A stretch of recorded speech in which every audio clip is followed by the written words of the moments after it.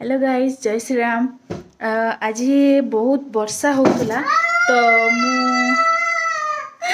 मो झी बहुत घर रही पूरा विरक्त हो गलानी। तो आज एत जोर वर्षा होता माने मन है छणाछणी खायापी।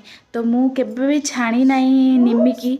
मु आज फर्स्ट टाइम ट्राए करुच्ची निमिकी केमती छणा हुए। मु आपन को देख बन पारे फर्स्ट रू देखली ये कारण भल हम न हम बट मु तुमको गोटे देखा देख तो मोर ये तेल गरम हो मोटे निमिकी छाणिकी रखी सब। आ गोटे जिनस भी आपको देखा आम घर के सारा तेल आसी देखु ये सोरिष तेल और रिफाइन तेल ताकि छणाछुणी हम बोली एकाथर गोटे मस आसी जाइए।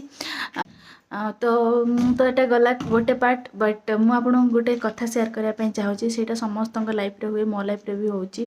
आपण लाइफ जहाँ भी होना कहीं सत कथा कहूँ आप हनुमान चालीसा पढ़ातु बहुत भल।